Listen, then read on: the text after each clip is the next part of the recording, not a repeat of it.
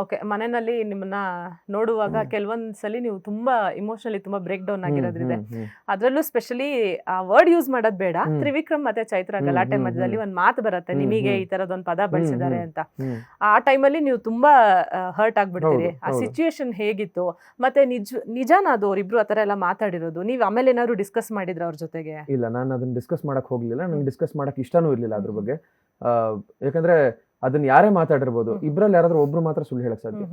ನಾನು ಮಾತಾಡಿಲ್ಲ ಅಂತ ಇಬ್ರು ಹೇಳ್ತಾ ಇದ್ರು, ಅವ್ರು ಮಾತಾಡಿದ್ರೆ ಅಂತ ಅವ್ರು ಹೇಳ್ತಾ ಇದ್ರು, ಇದ್ರಲ್ಲಿ ಯಾರಾದ್ರೂ ಒಬ್ರು ಸುಳ್ಳು ಹೇಳೋದಕ್ಕೆ ಸಾಧ್ಯ. ಬಟ್ ಇಲ್ಲಿ ಯಾರು ಮಾತಾಡಿದ್ರೆ ಅನ್ನೋದು ನನಗೆ ಬೇಕಾಗಿರ್ಲಿಲ್ಲ. ನನಗೆ ಅವಶ್ಯಕತೆನೇ ಇರಲಿಲ್ಲ. ಆ ಮೂಮೆಂಟ್ ಅಲ್ಲಿ ನನಗೆ ತುಂಬಾ ಹರ್ಟ್ ಆಯ್ತು. ಆ ಮೂಮೆಂಟ್ ತುಂಬಾ ಜೋರಾಗಿ ರಿಯಾಕ್ಟ್ ಮಾಡಿದೆ. ಅದಾದ್ಮೇಲೆ ನಾನೇ ಕೂತ್ಕೊಂಡು ಯೋಚನೆ ಮಾಡಿದಾಗ ಇದ್ರ ಅವಶ್ಯಕತೆ ಏನಿದೆ ನನಗೆ, ಇದು ನಾನು ಅಲ್ಲ, ಅವ್ರು ಯಾರೋ ಅಂದ್ ಮಾತ್ರಕ್ಕೆ ನಾನು ಅದಾಗ್ತೀನ.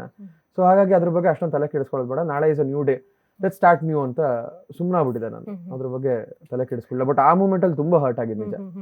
ಆ ತರದೆಲ್ಲ ಸಿಚುಯೇಷನ್ ಒಳಗಡೆ ಆದಾಗ ಹೆಂಗ್ ಹ್ಯಾಂಡಲ್ ಮಾಡ್ತೀರಾ ಅಂತ? ಯಾಕಂದ್ರೆ ಇಲ್ಲಿ ಹೊರಗಡೆ ಆದ್ರೆ ಯಾರೋ ಕ್ಲೋಸ್ ಫ್ರೆಂಡ್ಸ್ ಇರ್ತಾರೆ, ನಾವ್ ನಂಬೋದು.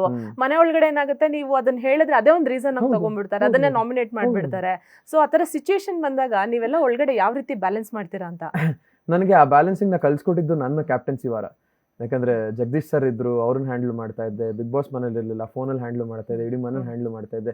ಸೊ ಅದನ್ನೇ ಹ್ಯಾಂಡಲ್ ಮಾಡಿದವನು ಈ ತರ ಸಣ್ಣ ಪುಟ್ಟ ವಿಚಾರಗಳನ್ನ ಬ್ಯಾಲೆನ್ಸ್ ಮಾಡೋದು ತುಂಬಾ ಕಷ್ಟ ಆಗ್ಲಿಲ್ಲ ನನಗೆ. ಯಾಕಂದ್ರೆ 75 ದಿನ ದಾಟಿದ್ಮೇಲೆ, ಅಥವಾ 70 ದಿನ ಹತ್ತತ್ರಕ್ಕೆ ಅದಾಗಿದ್ದು, 70 ದಿನ ಹತ್ತತ್ರಕ್ಕೆ ಬಂದಾಗ ಮೆಂಟಲಿ ತುಂಬಾ ಸ್ಟ್ರಾಂಗ್ ಆಗಿದ್ದೆ ನಾನು. ಈ ತರ ವಿಚಾರಗಳು ಆ ಒಂದು ಸಿಚುಯೇಷನ್ ಅಲ್ಲ, ಬಟ್ ಟ್ರಂಪ್ ಕಾರ್ಡ್ ವಿಚಾರದಲ್ಲಿ ಚೈತ್ರ ಮಾಡಿದ್ದು, ಸೊ ಈ ತರ ಎಲ್ಲ ವಿಚಾರಗಳು ನೋಡಿದಾಗ ಸಿಲ್ಲಿ ಅನ್ನಿಸ್ತಿದ್ದು.